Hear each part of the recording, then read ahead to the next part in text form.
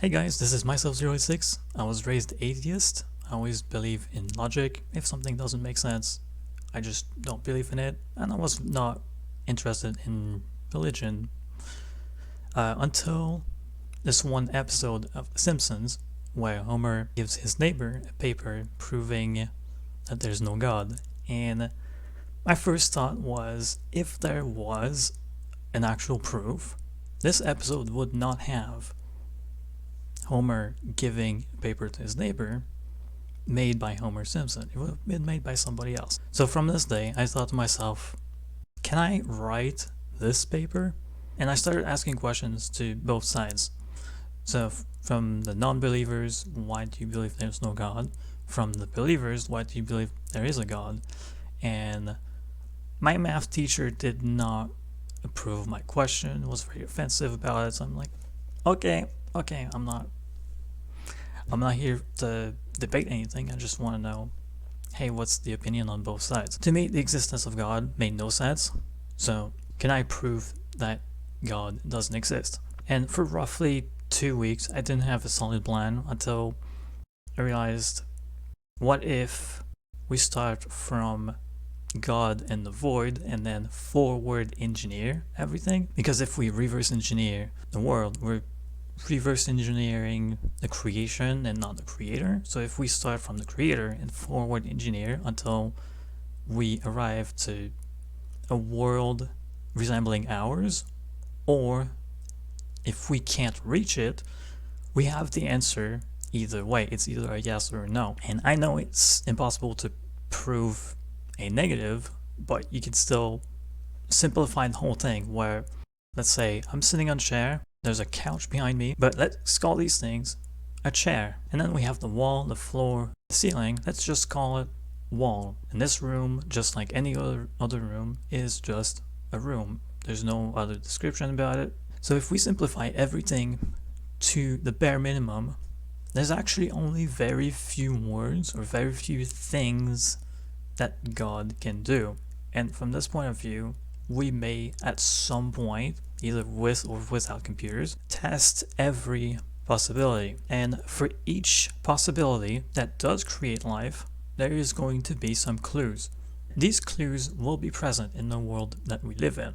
But if none of these clues exist, then we know there's no God. So that was my plan from the very beginning. For example, if we take a very common object like a cell phone and we look inside, we can see all of the clues as to how it was made or why it was made. So there should be the same thing for God, if he does exist. One argument for the existence of God that I heard back in the day was, oh, maybe God feels alone. But then if it was the case, we wouldn't have debates about it. We would have known, we would have heard about God.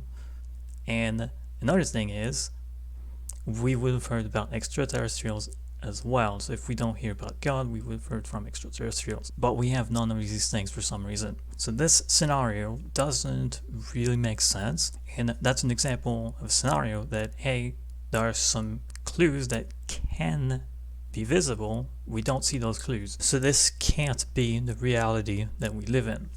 Now, for other scenarios, because we have to enumerate every single scenario one after the other. How do we do that? We do it step by step. The first thing I realized in my research is that no matter what, God needs to have some form of memory.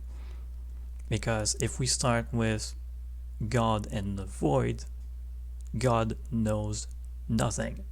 And in order to do something and evolve and do something better for whatever purpose, God needs a memory, because if he has no memory, he does something and then repeat it like someone with Alzheimer. And in that case, we may just say, hey, maybe that counts as there being no God. After memory, God needs to be curious about something, because if he's not curious about anything, he may just not do anything. And after a while, I realized there's actually a bottleneck with a single God. There has to be multiple, let's call them creators. There has to be multiple creators, because having multiple creators adds interaction, adds purpose to doing something. Like, hey, look, the cool thing I just made. And these creators would create all sorts of things, shapes, colors, sounds, feelings, and share that with other creators who are presumably eternal. Because if we talk about energy being able to think and be its own being, we know in physics that energy cannot be created nor destroyed. So these creators must be eternal. And at some point, they would wonder, what is it like to be a mortal being? And that's kind of the place where I stopped for a while. I didn't go any further until one night I was watching documentaries all night. I was supposed to go to bed, and then there was one more documentary from the same series talking about a boy remembering a past life. At first I thought, this is ridiculous, I'm not watching this. So I watched a different video, and about 30 minutes in, I was like, wait a minute, this is one of the clues that I was working on. If these creators want to experience life as if they were mortal beings, they would temporarily forget about who they are, but sometimes this amnesia would not work, and that would give a clue when some children would claim, hey, I remember past life, and here's the evidence. Well, after watching dozens of videos about children remembering past lives, not only is it very convincing, but the comment section is also very convincing. There are people talking about it openly, like cousin had this experience, they had this experience, or they know a friend who had this experience of remembering a past life. And at this point, I'm thinking, okay, I have to dig deeper into this, because this is one of the clues for my research on God, and I can't just let it slide. I have to dig deeper, see how credible this is. So for this scenario, these creators would go into mortal bodies to live an entire life and then go back to their home world, which is something that we called the afterlife, but it's not really an afterlife. It's more like where these creators come from, where we come from. And here is like a world of challenge, because there's not really a challenge if you play Minecraft on creative mode. It's kind of like the same thing. Here is the survival mode of life, where we have a challenge, we have something to do. It's not boring unless we make it boring. We're also here to learn. So that made me realize that is what a soul is. Comes into the body, incarnates, lives the life, and then goes back to the home world. And since we are immortal, makes us one whole family, which immediately made me think, is that why religious people address strangers as brothers? And that made me think, this is starting to make way too much sense. I have to dig deeper. So since I can't study people remembering past lives, I have to study other clues to this scenario being truth. So first thing I got into was spirit communication, and I had some results within the first 12 hours. Someone was helping me with this research. I can ask questions, receive answers some of the time. It was hard to communicate, and it wasn't very convincing until at some point this guide told me, hey, go upstairs, there's something you have to do. And I'm sitting on my chair just relaxing, doing nothing, not even my computer, just look at this wall over there. I told him, if you really want me to do it, get me off my chair, because I'm not getting up. And a few seconds later, this muscle in my stomach just pushed me up my chair in a very strange position. I landed on my feet, perfectly stable, and I'm like, okay, I'm off my chair, I might as well go upstairs to the thing that you told me to do. And then a few days later, they invited someone to talk to me, which, it was weird. I could not see it with my own eyes, but I saw it through my third eye. There was someone in the room. I could see where he was at, what he looked like, sort of. He was made of light, so it's kind of hard to distinguish everything. And I could tell that he was not old. Like, he could have lived a lot more. He was maybe 40 or something. don't know. That was my guess at the time. So I asked his name. It took me about 20 tries before I finally got it right. Asked for his last name. And after about 20 tries, I just could not pinpoint what it was. I asked him when he died. I opened the calendar and he points me towards the last weekend. And then the conversation got very difficult. So I said, okay, thanks for talking. It was great, but I have to end the conversation. Now fast forward to the next weekend. I go upstairs to watch TV with my brother. There was the news on TV and my muscles started bouncing left and right non-stop, just random muscles. And I said in my head, hey, I know you guys want to tell me something, just tell me, I'm all ears. And then not even 10 seconds later, that guy from a few days ago was on TV. It was the funeral for that guy. I'm not gonna say on the YouTube, I'm not sure if I can, but the first name matched, the last name was very close to what I was hearing. And then I asked my brother, hey, when did he die? And my brother said last weekend. So I'm like very shocked by this. I'm like, wow, I've never heard of this. I don't watch the news too often, and I just had to stand up and walk for a little bit because this was huge for me. But at the same time, was it really proof? I need to do more research. So next thing I did was, there must be some professionals doing this if this is real. And there was this show on TV called Medium. So I knew right away, search for Medium, let's see if something comes up. And sure enough, Mediums in Montreal. Boom. So I booked an appointment for Tuesday. I also watched some videos about how mediums do their work, what they say, how it resonates with the person, what to expect. And I was told to lower my expectations. Like, they don't magically tell you everything, they say something. But to lower my expectations, what I did was, instead of taking the bus, I thought, what if I arrive there completely exhausted, that the only thing in my mind is sitting on a chair? And that's exactly what I did. It took me 90 minutes to get there, and it was winter at the time, so exhausted, yes. I sat down, paid, and the first thing she said to me was, you have a theory on God, which is not something I have told to anyone. I haven't typed it on social media, not even my computer, and she just guessed it. I never even told her specifically. And that was such a shock for me that I burst out laughing. I could not stop myself. It was too much.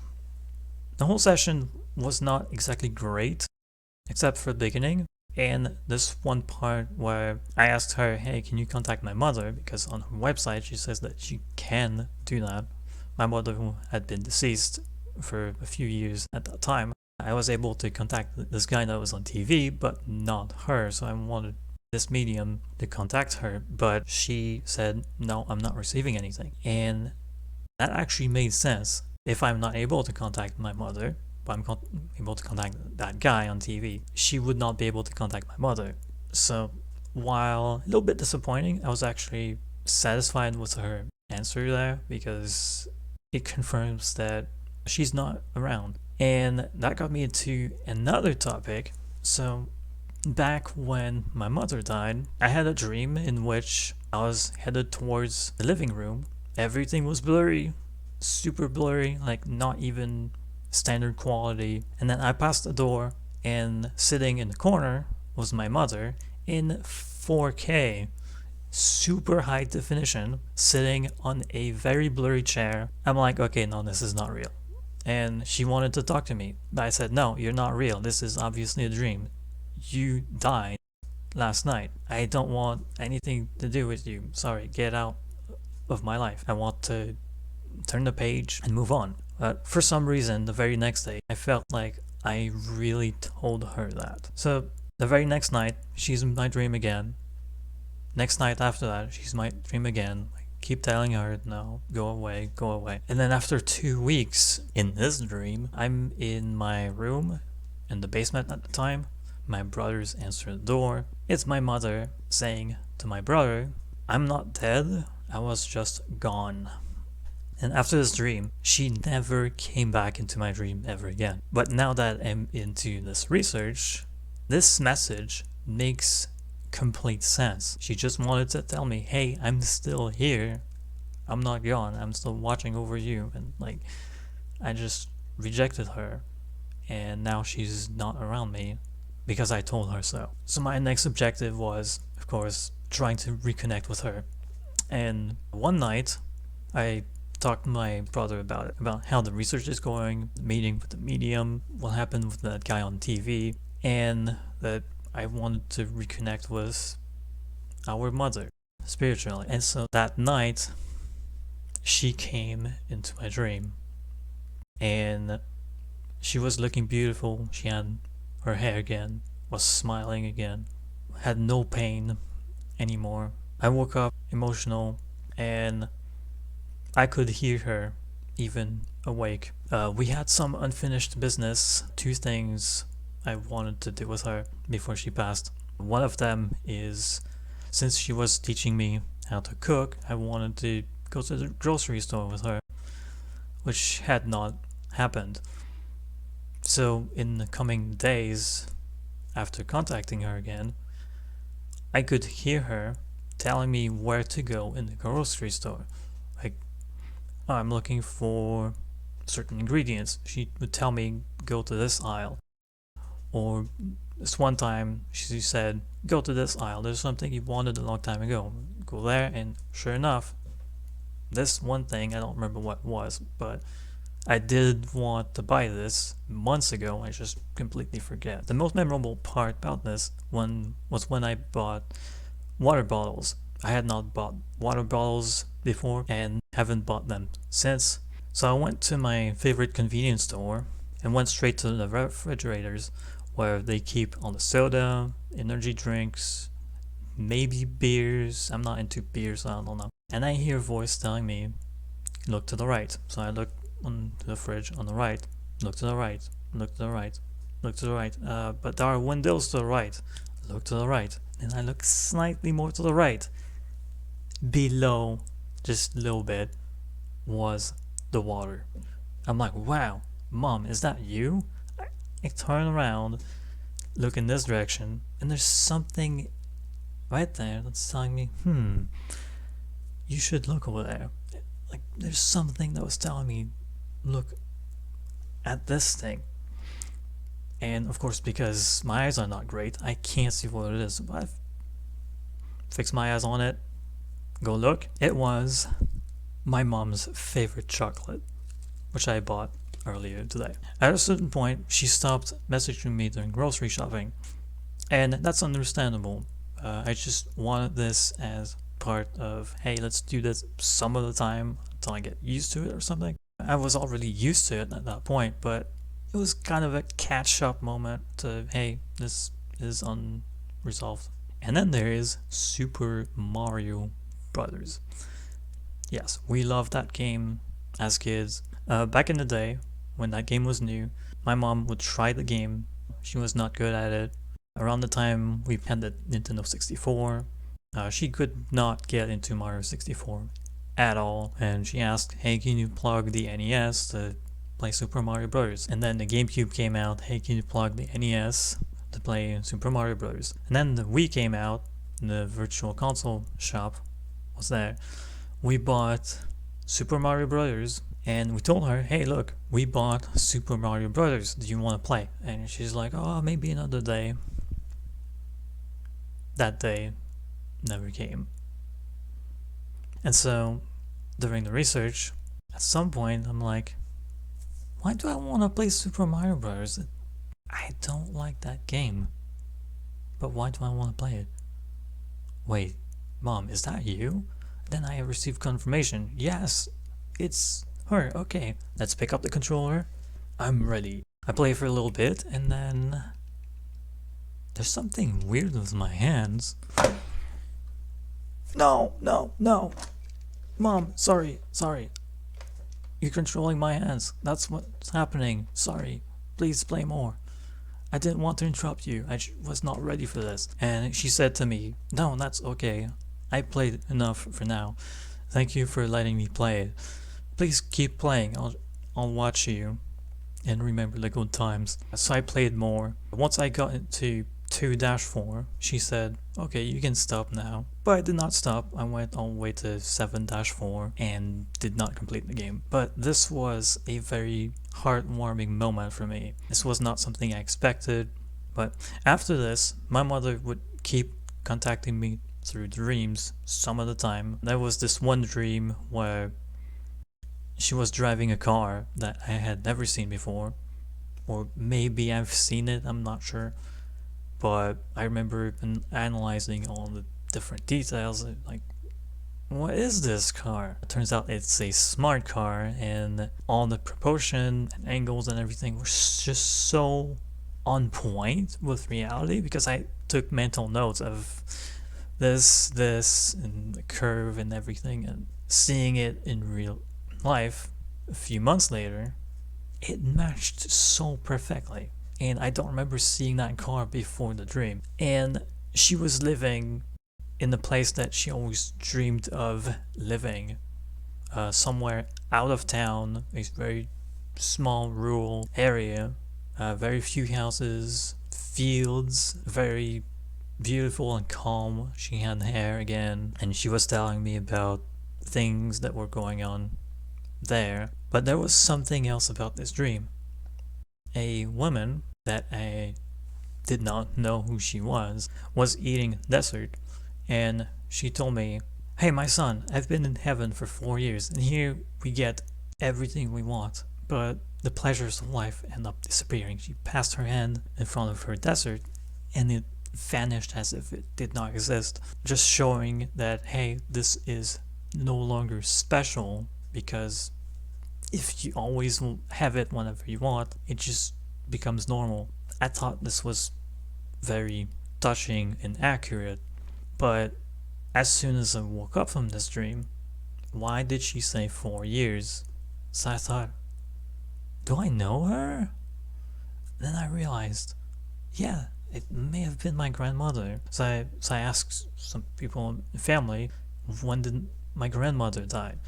And it was 4.5 years before that, and it made sense. And also her voice in the dream sounded tiny bit similar, but not exactly. Like, I've never heard her.